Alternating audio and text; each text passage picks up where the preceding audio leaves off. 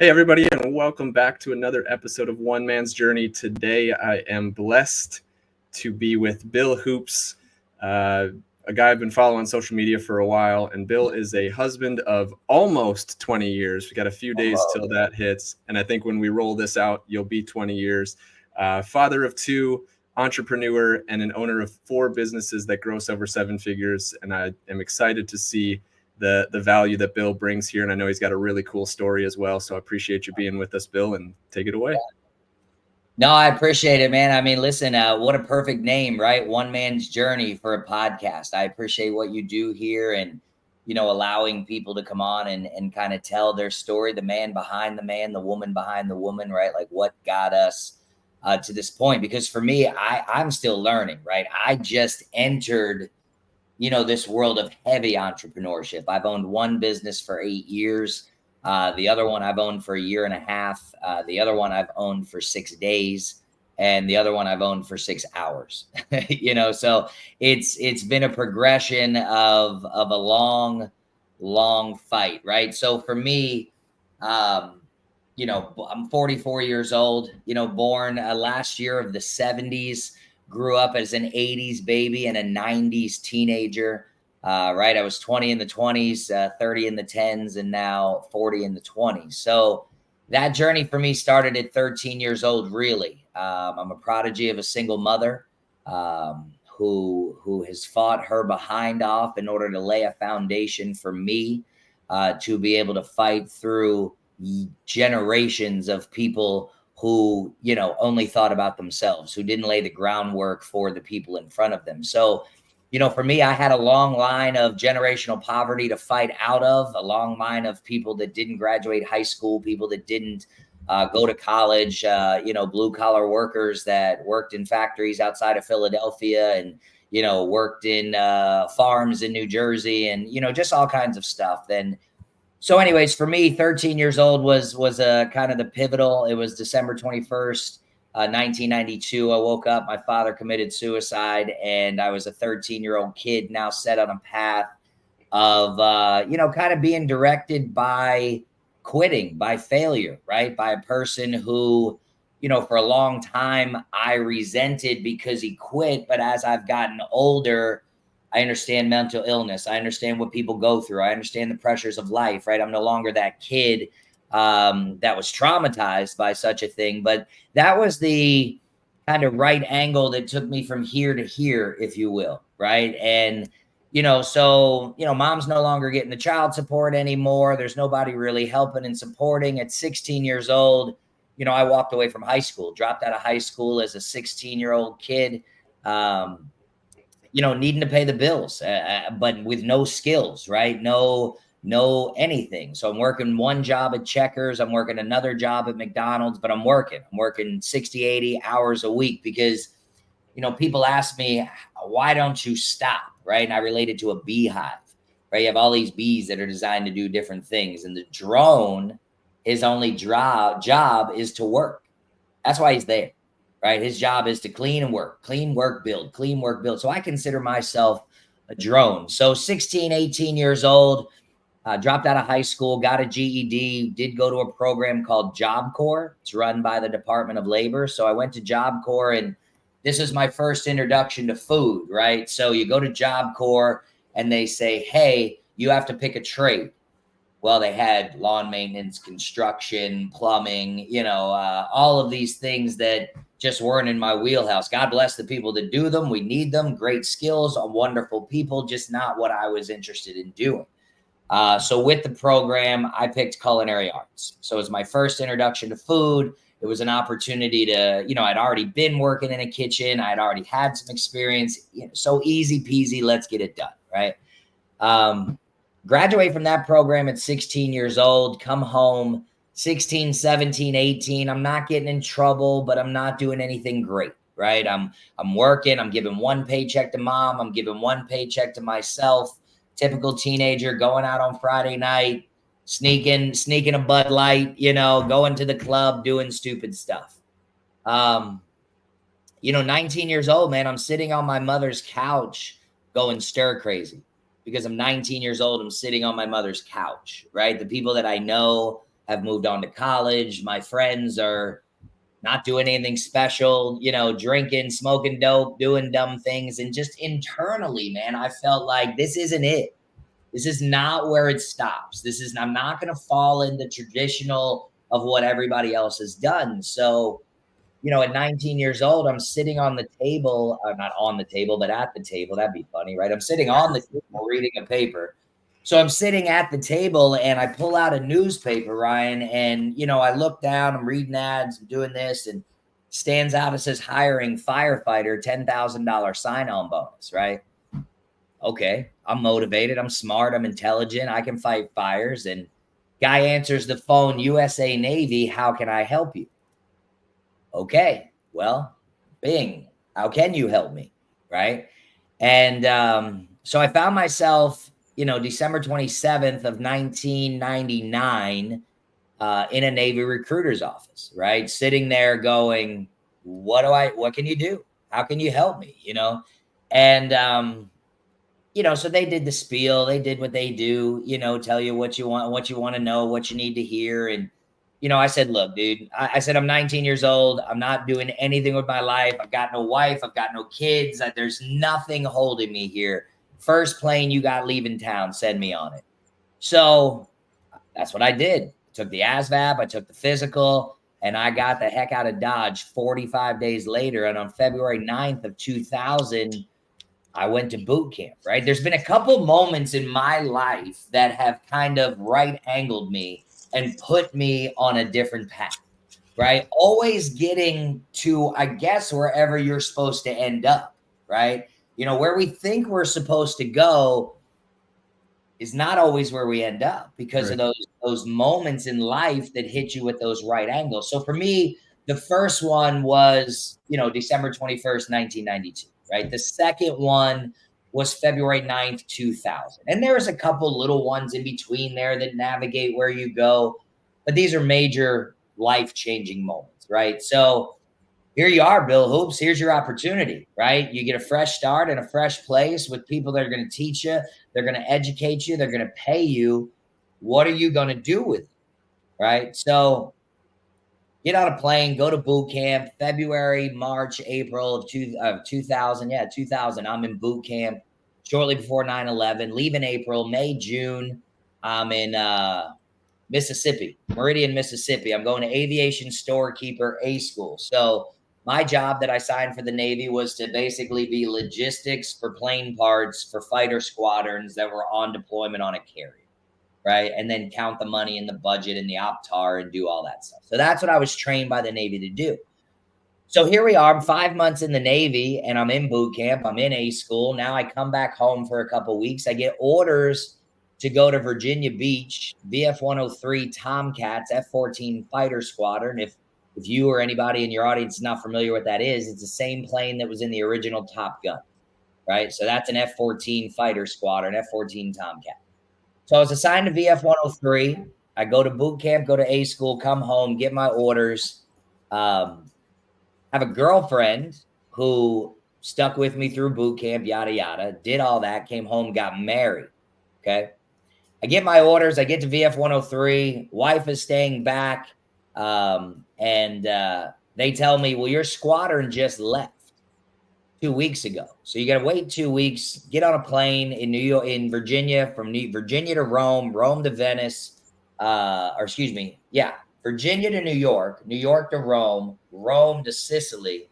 Get on a plane on Sicily. Dude, I'm 5 months in the Navy. I land on an aircraft carrier in the middle of the Indian Ocean. The recruiter didn't lie, bro.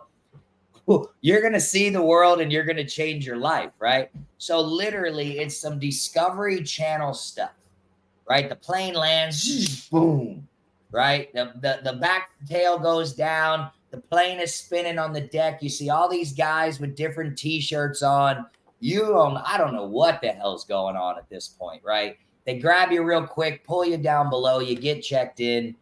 Short story on that. 6 months later, I did a 6-month deployment from there. It's my first introduction to the Navy. I'm 5 months in the Navy. I went to, 17 different ports of call during that 6 months. This was before 9/11, right? So 17, it's amazing life, right? Couple Come back home from that deployment, quick turnaround. 3 weeks later, I'm finding myself down at an exercise in Puerto Rico. Come home from that exercise a week early from Puerto Rico, find my ex-wife, right? Has sparked a new relationship. Just too much time gone. Not her fault, right? No ill will. We haven't been together in 22 years. The person that she is with now is that person, right? So they've been together 24 years, so good for her. But just too much separation, couldn't handle the military life. Now I'm a single sailor in Virginia Beach. Okay, let's go to work, right? So the Navy for me, man, was amazing. It was literally amazing. I entered the Navy as a 19-year-old kid with a GED with nothing going on.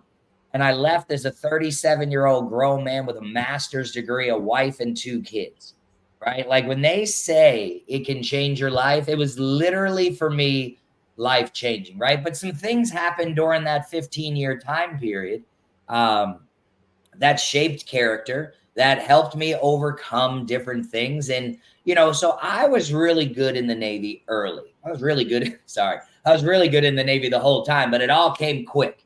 I got promoted 6 times in my first 5 years in the Navy, right? So I made E2, obviously first time up, E3 first time up. I made E4 first time up. I made E5 first time up.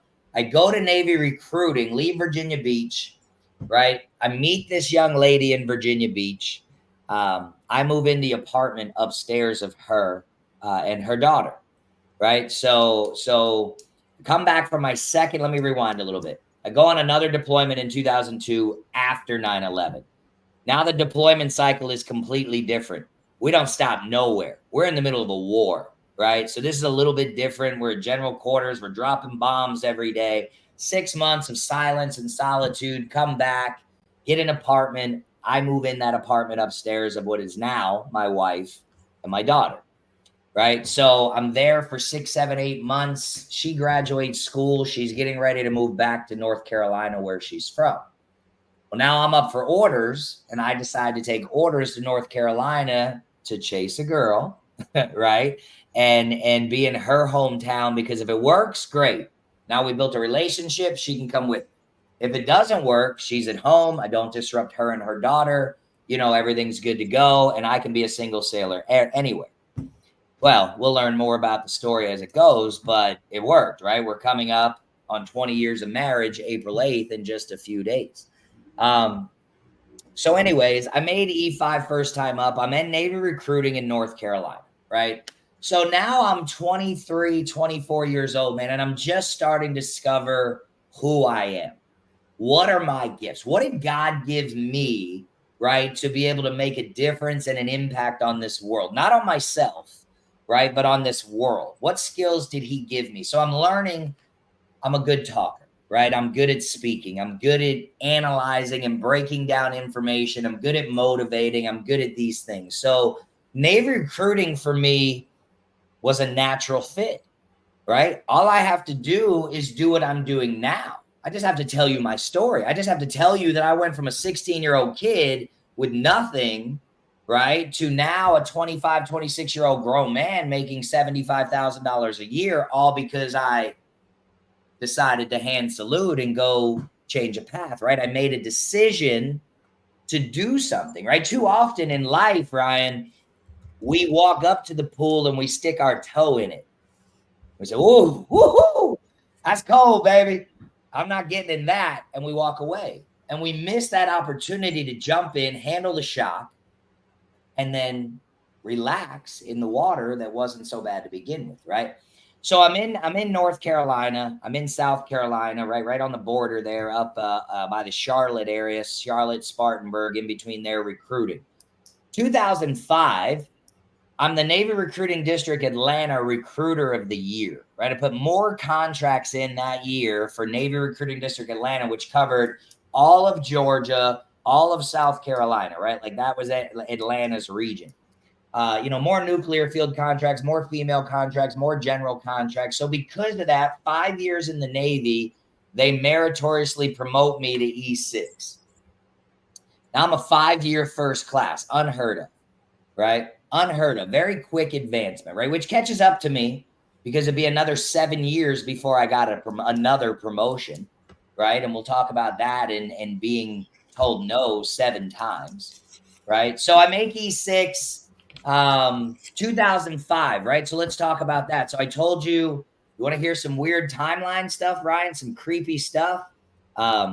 So I told you my father committed suicide December 1st, 1992. I was 13 years old. Fast forward to December of 2005. I'm 26, 13 years later. On December 21st, my son was born, right? Put that into play, right? So my son, my father at 13, he dies. 13 years later, the exact same time I've been on the planet, my son was born. So my wife, who I've now been with just a few years, and I didn't know this as a young man. I had to grow to appreciate her. Thank God for her patience in allowing me to grow. Otherwise, we would have never made it because I'm a moron and she's amazing, right? I mean, that's how it works, right? Women have to be patient enough to give us time to grow up. And if we can survive that, those are the people that get to survive, celebrate their 50-year wedding anniversary. Anyway, so he was born on that day, December 21st, right? So all that comes flooding back. And, now this poor boy who's just born, now has to live with that coming up, all the time. Fast forward a few more years. I'm an E6 now. I'm a first class. I decide that I'm not ready to stay in recruiting full time. Right? I don't know if this is for me. I want to go see some other things. So it's time for recruiting to end. I go back to the ship. Now I'm married. This woman is following me. We've got a new baby together now. Alicia, who I met in Virginia Beach. Now we've got 2 kids together. She's now leaving her hometown again, right? We get orders back to Virginia Beach where we met. We're familiar with the area. We're doing all of that. We're living together. We're thriving. We're starting to figure out life, right? Important part I forgot, right? As we're growing and maturing and becoming a man, my wife and I broke up twice when we first started dating, right? Important part to remember because this was a huge growth part for me. I don't want to leave this part out. So, sometimes when people break up, one party is quick to go, it's over. And another party is quick to go, okay. And that party that normally goes, it's over, a few days later goes, baby, I'm sorry. My bad. I made a mistake, right? And sometimes the other party, if they still love you, will give you that exception and you try to heal things and work it out, right?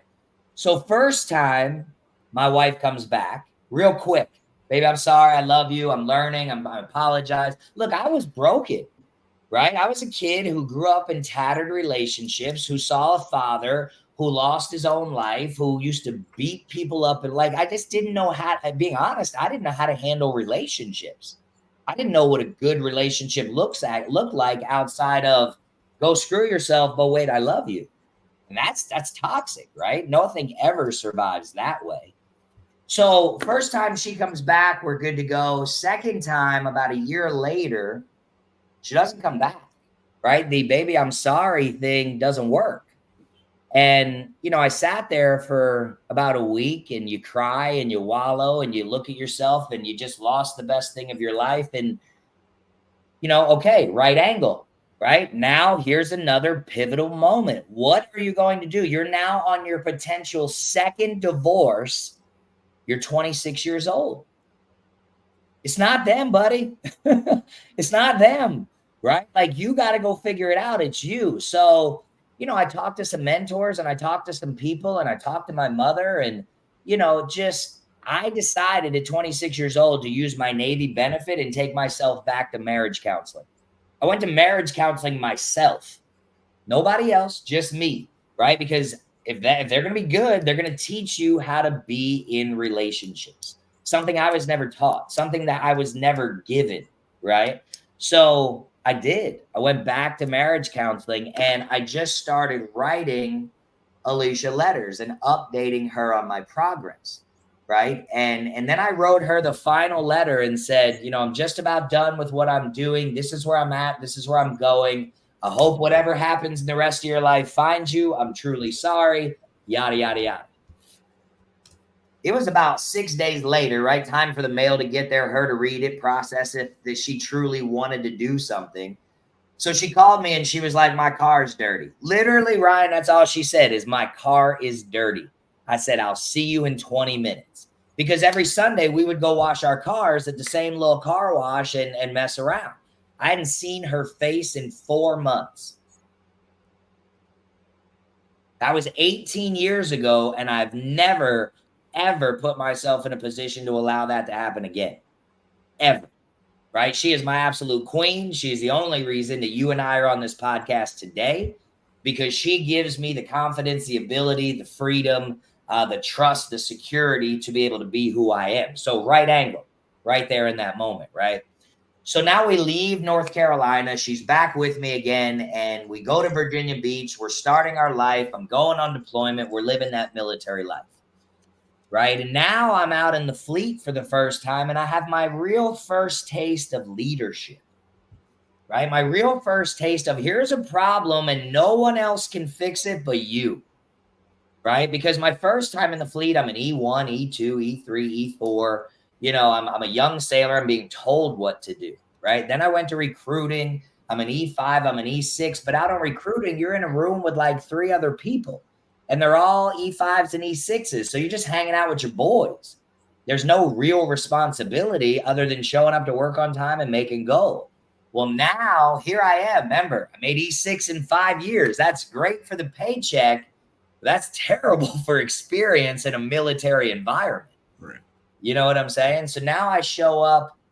Told you I wouldn't be able. I told you I could be long-winded, right? I can. No worries, man. No, there's I've got some good notes. So when we get there, so you're typing. I love it. Got it. Right. So now I'm out on the ship. Right. I'm an E6, no warfare qualification. I'm 26 years old. I'm walking into the first class mess, which is full of 35 and 40-year-old guys that have been doing this since before I showed up to breakfast. You know what I'm saying? And here I am, this. I don't want to say cocky, but this Top Gun Maverick, I'm an E6 in 6 years. Like, no one gave a shit, right? Like, okay, here you are, do the job, right? So I did, and my back was up against the wall, and I took over a division of kids that have been to captain's mass, which if you're not familiar with what that is, that's punitive measure, right? You've committed a mistake, you've broken a rule, you've gone before the captain. Right. Of guys that couldn't get orders, of people that failed promotions. Basically, they said, hey, hotshot, go take all the people that are problem people and let's see what you can do in the deepest warehouse on the ship with the most amount of plane parts that we can give you, up and down 9 ladder wells, and people that hate the job. All while arguing with 2 senior leaders that had 0 leadership skills themselves while trying to tell me what to do, right? So there was a lot of failure there. Missed inventories, getting my ass chewed off my back end, people trying to prove a point that I wasn't shit hot and that I didn't do this and couldn't do that.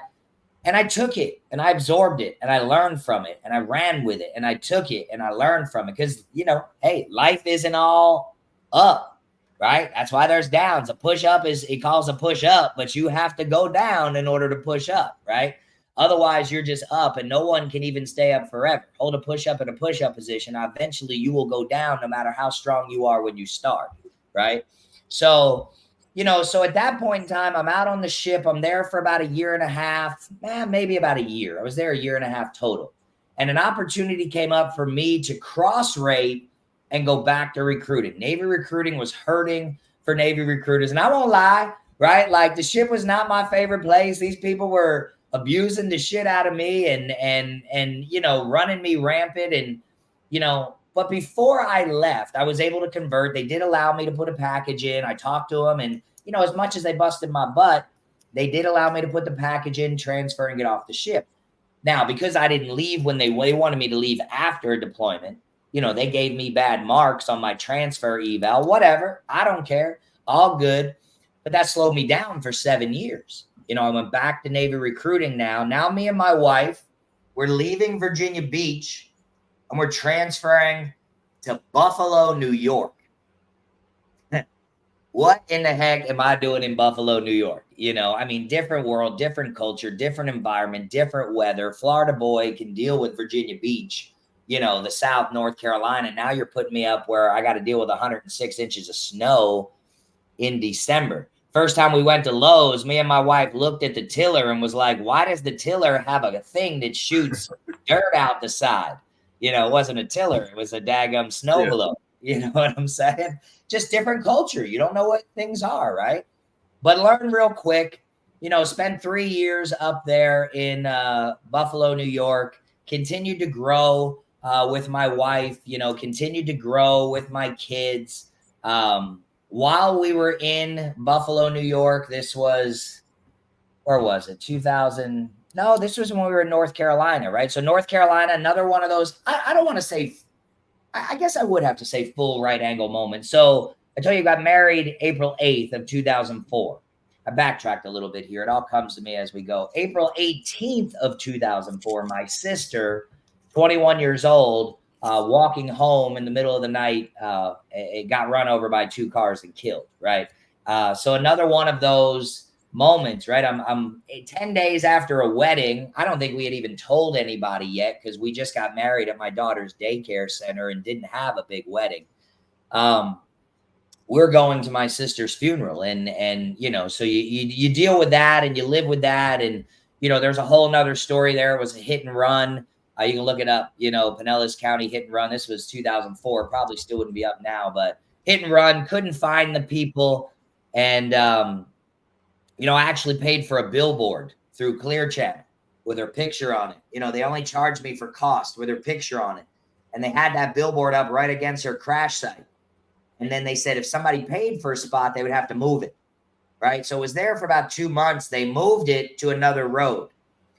About 6 weeks after that, I got a phone call. Lady says to me from the state trooper. Lady says to me that the woman who was a passenger in the car that hit my sister turned herself and the guy in because they drove past the spot every day, saw the billboard. They moved their route, and then they saw the billboard on the new route when it was moved, and it hit them, and they felt compelled to turn themselves in. Right now, they got 18 months. The lady got 18 months probation. The guy got 18 months in jail, and that was it for hit and run because, it's accident. They don't call it murder. His crime was not hitting her. His crime was leaving. If he would have stopped, it would have been an accident, you know. But he didn't stop because then he would have got years and years for DUI manslaughter because he had just left the bar. But anyway, so, you know, there's that whole lot of death in my life, right? 2 aunts, heroin overdose, an uncle, heroin overdose, best friend died, you know, that I grew up with of Oxycontin. He was a victim of the pill epidemic, you know, and all of that. Just seen death my whole life, right? So keep fast forwarding. Right now we're in Buffalo, New York. We leave Buffalo, New York. We come back home to Florida. It's 2011. I come back here to Florida, right? We haven't, what are we, 35 minutes in? I'm still on my Navy time, man. I don't know how many you have, but so anyways, I'll pick it up a little bit, right? We get to 2015. I've bought a home in 2013. My wife is now graduated college. She's a licensed teacher in the state of Florida. My daughter is 10, 11 years old, getting ready. Well, we're 2015. She's 14 years old now. She's been playing softball for 4 years at the travel ball level. So now the Navy, I'm up for orders. I'm 15, 16 years in the Navy at this point. I made the rank of Chief Petty Officer. Again, I keep fast forwarding. This is an important story. So I'm up for Chief, right? Chief Petty Officer is the rank from E6 to E7. I told you I got some bad marks leaving the ship when I transferred, did all that. So I go up for Chief the first time. Didn't expect to get it. First time up, right? Young sailor, missing some things, got a lot of work to do. Second time, third time. Now each time is a year. You go up, you take the test, you go to board, you get told no. 365 days, you go up, you take, right? So we're talking 7 years, right? So first time, okay. Second time, okay. Third time, okay. Fourth time, wait a minute. I'm doing everything you guys are telling me to do. What's going on? Fifth time, okay. You know, now what's wrong with me? What am I missing? Sixth time, it's just not meant to be. Seventh time, boom, there it is, right? Make the rank of Chief Petty Officer. Another one of those right angle moments, right? I don't know what you know about the Navy, but going from E6 to E7, right? It's E1 through E6, it's E7 through E9, and then it's officers, right? Your E7, E8, and E9 is your senior enlisted. So going from that 6 to 7, on top of it being a huge pay jump, which is great, it's a responsibility jump. You're joining a sorority, a fraternity. You're joining a group of brothers and sisters that have only 15% of the people that ever join the Navy do. I still got my anchor, on my chest today. I 6 anchor tattoos on top of me, right? Like that's the pivotal point. Okay. And they tell me with all of those things, I tell them, look, this is my last go round. Like, send me to Jacksonville, send me to Alabama, send me back to Atlanta, send me somewhere within a day's drive so I don't have to be an absent father. Like, my kid's getting ready to go to high school. She's chasing a scholarship. My wife has started a career. I got to get her a license in a different state. Like, I just didn't want to move them and impact them any more than they had already had. Virginia Beach, North Carolina, Buffalo, New York, now Florida. It was just a lot, And things were starting to change in my life to where, everything that the Navy was, I was now getting things in my life that were giving me other things, right? I'd never had other things in my life other than the people that lived with me and the Navy, right? And the Navy gave me everything. So to think about separating from the Navy, it was wild. But to also think about putting my family through all of these other things was now starting to become of more importance, right? And the stability of money with the Navy was great. But this was the first time that I was faced with a decision of doing something for money or doing something for family, right? Now, I mean, little things in there, but a big major decision, right? So I did something, Ryan, that I can't find anyone else that I know of that has done this. And it's 16 years in the Navy. I walked away. 4 years away from a retirement that if I lived to be 75 was millions of dollars. Right? And I walked away. And because they offered me Washington State, California, Arizona, Minnesota, like, dude, that's 4 years that way. To hang out for 4 years, to come back. There's a chance my daughter gets a scholarship out there, meets a boy, whatever. Now she's transplanted out there. It was just too much because of money. Because of money. Like, if the only reason for me to stay was a retirement, but it had all these other negatives, why would I stay? Right? Why would I stay? For retirement, I could die 3 days after the Navy, and the retirement don't mean squat. It don't mean nothing, right? So that was my right angle to where I stopped doing things for money as motivation. I joined the Navy, better life, money, get a degree, have things, stability, get out of this hellhole that you're in. And it took about 16 years for me to be faced with a situation where that was no longer important, but the feelings, the emotions, the impact, the long-term longevity of the people that mattered the most to me now, and it sounds bad, but now has overcome that, right? You would think I would have done that a long time ago, and really it had, but this is the first time I'd been faced with a decision, right or left, right? So I did. I walked away from the Navy, and I remember the day I went to check out, my commanding officer had 2 envelopes. And he said, Chief, this one's your re-enlistment papers, and this one is your DD-214 and your separation paper. Which do you like? I said, sir, if I open that re-enlistment paper, does it have orders to Miami, Atlanta, Jacksonville, or anywhere in that region? He said, no, sir, it does not. I said, then I'll take that one. And that was it. I got a DD-214. I walked away. I went to the Hillsborough County Sheriff's Office for about 6 weeks, decided that wasn't for me. I might as well stay in the Navy. I wasn't going to see my family for the first 5 years anyway. Right. So that wasn't for me. I wasn't meant to be a police officer. So I became a teacher. Right. Another part that I left out is during my Navy time, I went back to school. Right. I joined the Navy with a GED. My wife had a high school diploma, and then she got her bachelor's degree, and then she got her master's degree. And I was like, okay, well, you're not going to level up on me like that. I'm watching you do this. I can do this. So with her help, right? Editing a lot of my papers and make sure my punctuation and my spelling was good and proofreading and helping me. But the content was mine, right? I took myself to college and did all that. And I got a bachelor's degree in psychology, and I got a master's degree in juvenile policy and leadership, because I really fell in love with working with kids as a Navy recruiter, right? I really fell in love with the impact of being able to go into a school, go into a home. First kid I ever put in the Navy, his name's Dustin Horton. I met him at the IHOP on 26 right in Spartanburg. And I was a recruiter for 3 days. Man, what you doing? Working at IHOP. Well, you ever thought about something different? Well, my girl's pregnant. Okay. A guy's getting ready to retire in a year and a half. He's been in the Navy almost 20 years. He was the first kid I ever put in the Navy. So being able to make an impact like that on people's lives, this was the first time I really had an opportunity to do that. The Navy refined my speaking skills by, most people, like I went to A school to be a storekeeper. Well, as a recruiter, man, I've been to countless sales classes and people classes and psychology classes. I can walk in to your house and identify everything that's important to you and talk to you about it for an hour. Like Navy SEALs get sniper training, Navy recruiters get sniper training, but our gun is our mouth, and that's how we make our living. So that was great for me to take into the entrepreneurial world, right? So 2015, I leave the Navy. I become a teacher.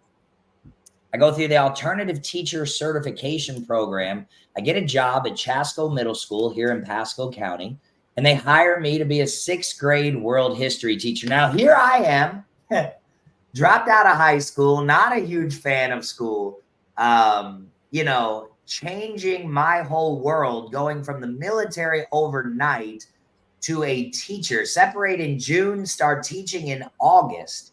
And I now find myself standing before a classroom of 12-year-olds talking about Mesopotamia and the Phoenicians, right? So wild, but I made it fun, man. Like, I wasn't a traditional teacher. I can remember one lesson, they gave me, because I was in a big classroom. It was an extra social studies year. They were rehabbing one school, so they picked up an extra social studies because they sent more kids there. They gave me the chorus room. So I went into the library, those big rolls of construction paper they have that you can just rip it's like yards and yards and yards. I took all the brown and the black and I wrapped my whole room in it, right? I went and bought some black lights. I got some hard hats. I got a little flashlight, and I literally turned it into a cave. And in the first day, you were the caveman and you went in there and drew all over it. The second day, you were the explorer with a clipboard and a flashlight and, just fun stuff that made it fun. I coached middle school volleyball, basketball, football, but that was okay. It drove me nuts. It wasn't really, you have to find enrichment changing kids' lives in order to stay a teacher long-term, which I do. But the great thing about the Navy is there was always something to chase. The next advancement, the next duty station. In teaching, you get to go into the same box every day and teach lessons. It's a great job. I have my wife, I love teachers. I did it for a long, long time. But for a high-wired guy like me, I got to run. Locking me up in a box just drives me wild. So I did a lot of teaching outside. 2018, I'm a teacher for 3 years. I'm coaching 2 softball teams, but I'm running an organization of 18. I told you my daughter was up for scholarship. I'm coaching a high-level travel ball team. I'm starting to build a social media network of softball people that are in and out following what I'm doing in 2016, 17, and 18, right? 2018, Premier Girls Fast Pitch reaches out to me and says, hey, we see you've got a good following. We'd like you to help us run a tournament. I said, guys, no way. I just started a new career. I'm losing money by the day. I went from making $90,000 a year to $40,000 a year. I'm on the verge of bankruptcy. My savings account's running out. This decision to get out of the Navy wasn't sounding so good anymore. Bills are going up. Things are going up. Everything's happening. Boom, done. 2018, Ryan, me and my wife take a full bankruptcy. Rock bottom. Decision to get out of the Navy and walk away from a $90,000 a year job caused me rock bottom. As a man, I was embarrassed. I was taken back. I was ashamed. I was felt like I was just irresponsible. Like I didn't really know how I'd gotten to that point outside of wanting to be around my family and making a financial change that I knew would have consequences, right? So 2018, we threw in the towel and we took a bankruptcy and we financially reset. And here we go, another right angle. So now I've realized here's another thing I don't know. Money and finances. I don't know it. My whole life, it's been you make a paycheck, you spend a paycheck. You make a paycheck, you spend a paycheck. You know, you make a paycheck, you spend a paycheck. There was no savings. There was no investments, 401k, IRA. There was no LLC or holdings. There was no, what is all that, right? I'm still learning all of that today. So 2018, I take a bankruptcy, right? And here is God's will. Because right when I took a bankruptcy, it was a couple weeks later, Premier Girls Fast Pitch called me. And they said, hey, we'd like to help run tournaments. And I said, no, I'm too busy. I'm going through all of this. I have no more time to give. A few more weeks later, the guy called me back again. I said, man, what do you need? He said, look, this is what I need, X, Y, and Z. I said, okay, all I got to do is some Facebook posts and show up and help out on game day. Fine. So I did. And it turned out to be one of the best days of my life. Another right angle that has thrown me into 15 more right angles since then, right? And this was it. This was the job that can keep up with the pace of the brain. I can be involved with kids. I can sell. I can talk. I can do this. I can do that. And I can do what I love to do while doing something that no one else was doing. And that's putting out a premier product that people could feel good about, that people could show up. You know, these people work every single day, 14, 18, 20 hours a day to show up at a softball field to watch their kids play. This is their enjoyment. This is what they bust their asses for all week long so that they can come to a ballpark, eat a cheeseburger, cheer for their kids, cause some drama, try to make their kids feel good, and then go Monday and do it all over again. So my job is to come out and make it the best experience that they could possibly have, right? Make sure the fields are clean more. Make sure customer service is intact. Make sure that our schedules are delivered. Make sure that everything is timely. And 2018, 19, 20, 21, 2, 3, 4, we are now 8 years in business. And, you know, for the first 3 years, it was single-handedly, but the last 5, and when I say single-handedly, I always include my wife and my family and my team. That's single-handedly. Me is them. We are one entity, right? I don't do nothing on my own. I'm not that good. I'm just not that good. So that, but my family for the first 3 years, and then a team, you know, a UIC, an operations director, a person in charge of officials, T-shirt vendors. Like, we've turned it into a mass production, right? I have a partner that runs the state of Georgia, other people that run other things, but in Florida, you know, I'm now doing 25 to 35 tournaments a year, and I can feel confident saying that we run the biggest, most competitive girls fast pitch softball organization now in the Southeast United States, right? I'm gonna see 1,000 female athletes this weekend from 10 to 18 years old on 16 fields with 64 teams. So, you know, our biggest event of the year is June 6th through the 9th in Gainesville. We take on 128 teams. We give away $50,000 in cash, and our championship games are at the University of Florida softball stadium. You know, I mean, we impact tens of thousands of athletes every year, presenting opportunities for them to gain millions in scholarships from universities every year. So here it is. I'm living the dream life. I have an opportunity to impact thousands of kids every year and their families. And I'm learning and I'm growing and I'm learning and I'm growing, right? So now here we are, 2020, right? Here's the biggest right angle. You know, you've heard some things, but this is the biggest right angle that has ever happened in my life to this date, right? I am driving home on February 18th of 2020, right before COVID. Just had opening day for softball. I'm a high school softball coach. We're coming off a state. Let me see my camera. Where's my camera? There it is. We're coming off a state championship winning season, right? 2019, I'm the Florida Dairy Farmers 3A Coach of the Year for the state of Florida, right? I've got a high school championship now underneath my belt. I'm building experience and a reputation in the world of softball, right? I've got 2 national championships. Now I've got a high school championship. It's opening day for high school 2020. I stop by my mother's house. I leave her house. I start driving north about 45 minutes because the game we were playing that night was close to her house. So I stop by. Hi, Mama. How you doing? Whatever. Drive home. I'm driving home, minding my business, going through a green light underneath an overpass, and out of nowhere, boom, 45 miles an hour head on. I'm in a crash head on. Right? Knocked out for 3, 4, 5 minutes. I don't know, because by the time I open my door, I'm surrounded in airbags, right? And the police are already sirens showing up to the scene. So no major injuries, little concussion, big cut on my leg. But more importantly, a month goes by, 2 months goes by. Now COVID, right? Now softball's over. Now we're all trapped in the house. Now I'm sitting here with a concussion. I got my leg up. I'm going through COVID in pain, and all I have to do, Ryan, is think. This is all I have to do. I'm 210 pounds, okay? I'm 210 pounds.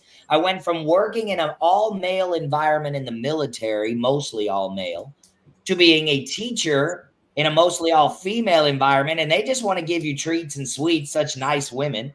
They just want to feed you all day. So I blow up to 210 pounds. I'm sad. I'm depressed. I'm not admitting that I missed the Navy. I'm not admitting that I missed the camaraderie. I'm not admitting that I'm not happy with my job. I'm not admitting any of this stuff to myself. I'm doing what I now call moving positive in the wrong direction, right? I'm feeling like life is just, what is happening? I'm in a happy marriage. My kids are okay. But personally, this isn't it. I'm back in that spot. I'm back at mom's table looking through the one act, right? This ain't it. And it's not with my relationship. Love it. It's not with my kids. Love it. It's not with the softball job. Love it, right? But it's personally, it's internally. What is going on in my life right now? I'm 40 years old. I'm approaching, call it midlife crisis, but major wreck. Life's flashing before my eyes. What haven't I done? What have I missed out on? What do I need to do? What dreams am I going to bed with that almost never had an opportunity to show themselves, right? What did I almost miss out on? So I since then, the last 4 years, I've been in full throttle mode. I walked around my house, and I could have died on that night at that accident. And my wife of 18 years at the time would have not had one single wedding picture between the two of us. Not one. Spent a whole lifetime together, raised 2 kids, right? I told that woman to plan the freaking wedding of her dreams, right? And I didn't give a shit. There was no budget on that wedding, right? It was just one of those passion things, right? And we did. And to 2021, we had the wedding of our dreams, right? The Cinderella wedding. It was expensive, but it was a Cinderella wedding, and it was everything after committing herself to me for 19 years she deserved, right? Absolutely everything. So then that happened, and PGF grew. 2013, I bought a house. I raised my family in that house. Well, bring on the 2021, 2022 housing market, right? I bought this house in 2013 in the Obama housing market for $156,000, right? I sold this house 10 years later for $387,000. Holy cow, here it is.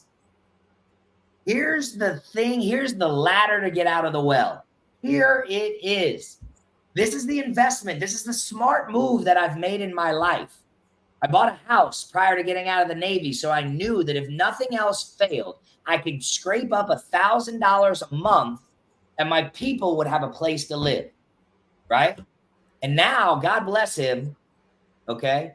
He, 10 years later of fighting through all of that and trusting him through all of that, he gave me $285,000 after a bankruptcy 3 years later. but only once I got the education on how to handle it, right? He cleared the slate for me of all the mistakes I ever made in my life, and he gave me a new, fresh opportunity, but I had to go through the pain of almost dying in order to be rewarded with it, because my mind wasn't ready. My heart wasn't ready. My thought process just was not ready, right? So one day in June of 2020, I got up, and it sounds like Forrest Gump, my man, but I started running. And I did. And I told my wife, I said, I have got to go find me. Me. I know who you are. You're an amazing wife. You're brilliant. I know who Zathan and Jesse is. I'm a guy who was in the Navy, who's now teaching, who's now running some teams, who has no anchor point for himself, right? Inbring 60 for me. Inbring just starting to run an hour a day and get it in no matter what. No excuses. I'm worth 4% of my life, right? Me, I'm worth 4% of my life because everybody else gets the other 96%. My mother, my daughter, my son, my wife, my businesses, my people, my family, all of them. You can have 96. I get 4. Right? Because I'm worth it. And that 4%, I started running and I lost 5 pounds and I lost 10 pounds and I lost 15 pounds. And then I got stuck and then I analyzed and I worked harder and I worked harder and I worked harder. Right? And then came an opportunity to buy a franchise because I had $285,000. How do I make this last? How do I make it so it's not like I went to the Hard Rock and put it all on red? Right? How do I make it last? So I did, and I invested and I bought a franchise, and I'm the first franchisee for the Capital Tacos brand. I was franchisee number 1. They gave a guy, they could have gave it to millionaires. There's investors everywhere, right? You gave the first one to a local guy who had a bankruptcy 4 or 5 years ago, and you gave him a shot. What dummy does that? I guess the smart one, right? Because they did. They gave me a shot, and here we are again, right angle. Now I become the Capital Taco spokesperson because they realize I've got a talent, I've got a skill, right? And they start using me to promote their brand and do all that and do all this. And, fast forward a year and a half, in my first year as a restaurateur with no restaurant owning experience, we did $1.4 million in sales. Year number 1, right? And it was hard. I went through 43 W-2s in 2023. 43.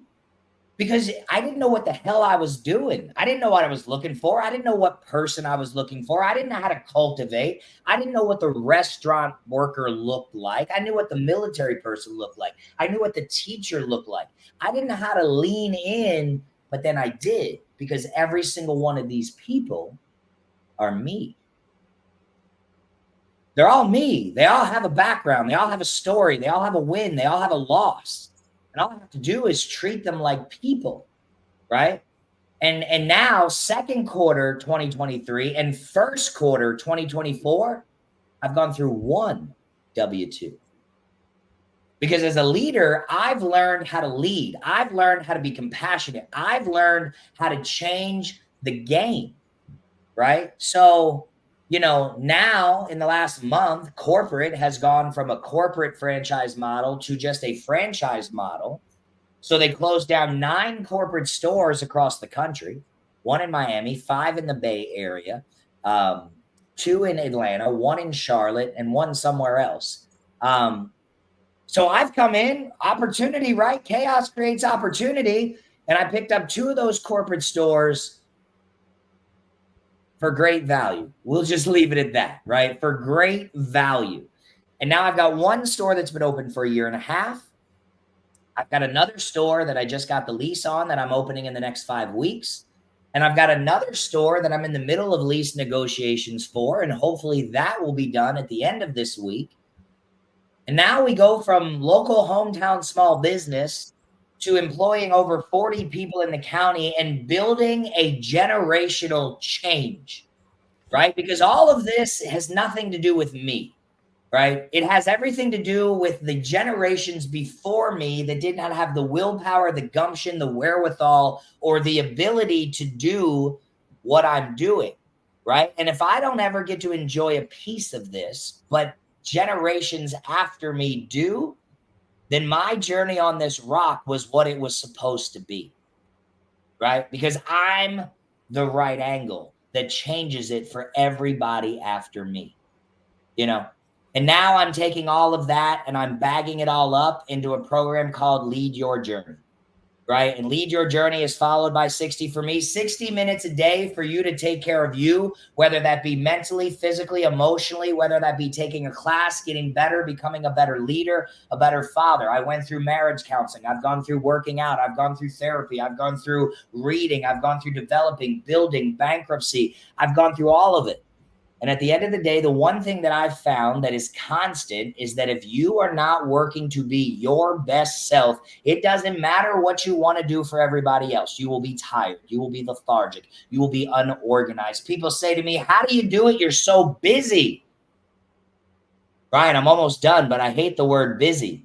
The word busy means that I've got too much to do. There's 168 hours in a week. I'm not busy. I'm organized. I still have time to celebrate my wife, to hang out with my children, to tell my mother that I love her, to go different places and take vacations. I still have that time because I'm organized, because I take that 168 hours and I log it and I focus it and I use systems and processes that most people just will not do, right? So now I'm running a program on top of all of that called Lead Your Journey. I've taken 10 clients this year. Every single one of them are 14 and 15-year-old females that were taking all of this softball experience, all of this recruiting experience, all of this college coaching and experience, and we're putting it into a package called Lead Your Journey, where we are building brands within athletes, right? We're building websites and helping them get NLI dollars. We're helping them handle performance anxiety and what happens when I get in the box. How do I feel? What happens when mom and dad give me a bad car ride home? How do I live with all that? How do parents, coaches, and players communicate so that I don't create an anxiety-ridden young lady who gets burned out and drops out of the game, but I create a person that is strong, empowered, knows her worth, knows how to handle high-pressure situations, right? Knows what happens when I get to college, knows how to live a life, and builds a brand for herself so that they can have a better life. And you know what, man? I appreciate you giving me an hour to tell this story. There's so many other little branches within there, but those are the main right angles. And that's where I am today. I am just starting my entrepreneurial adventure. I've been a business owner for 8 years with PGF. And that continues to thrive. We're doing more things. I'm hiring more staff, and that is doing very, very well. My two leaders, Kim of my officials and everything else, and then Christine, who runs my operations and does 90% of what I can't get done. It's pretty much self-sufficient. My Trinity store, after a year, I was just gone for 8 days. I was gone for 8 days. We had a $15,000 increase in business. I took no bad Google reviews, no bad titles, and we passed a surprise health inspection with 1 hit. So I've built teams that are performing. I've built teams that are now allowing me to be able to do things like this and go see other people and do different things and just live a life that was given to me, that I hope I'm honoring the people that have allowed me to get to this point, and God and everybody else with the abilities that he's given me to be able to transform, because my goal now is transformation. As I'm on my way up, if I'm going up, I know I'll fall again. My goal is to now reach down and carry as many people up with me as I can. And that's Bill Hoops, man. I love it, man. I mean, by far definitely the most extended story, but I think there was so much value at every little stop that you made there that I'm excited to put this episode out there because it is so different from all the other ones. Yeah. Now, obviously, like I told you up front, like I'm going to pull out a couple of themes and a couple of the themes that really hit me, and not oversimplifying anything, but the one that I continue to come back to is this isn't it. And arguably that could be the theme of everything for you, right? It's just those 3 words of this isn't it. And you sat there at the table when you were younger and you recognized this isn't it. And then fast forwarding obviously a considerable amount of time, you get to the end of the Navy career and you go, the Navy isn't it. It was it. It's no longer it. Right. And now every time you're taking on these new things that you're talking about and being able to develop these different avenues, right? Like arguably you're down 3 completely different avenues, but they all tie together. And you could look back and go, man, as a 16, 17, 18, 19-year-old kid, there's no way in hell you saw yourself doing what you're doing right now. And it's because all of that stuff is cumulative. And I've recognized this with a lot of people, and especially, in our generation, we're kind of in the same generation. But our generation, a lot of it was go to school, get a good job, or go to the military. Really, those were the options. And so our schooling aspect, so many of us graduated with degrees and then couldn't find a job because we were all graduating in that, 2007 to 2012 window. We couldn't find a job in our careers. And so we look back, we go, man, I'm not even using my degree. But when you pull a story like what you just had and you pull it all together, it helps you recognize that all of that stuff is cumulative and it all pays an advantage at some point in your life, and it helps you build in different directions. So that's one of them that was really strong for me there.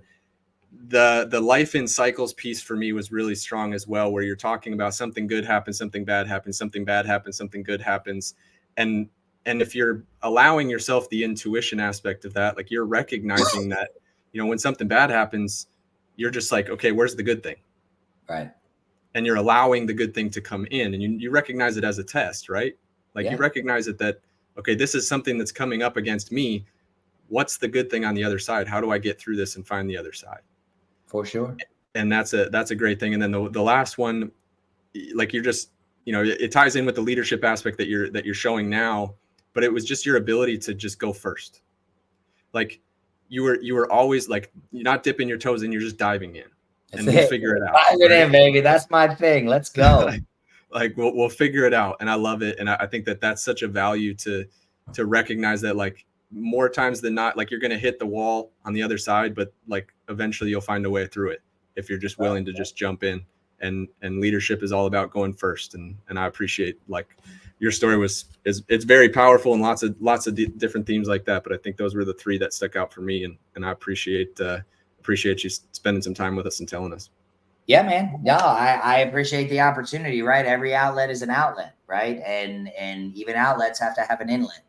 So, it's all good, man. It's all good.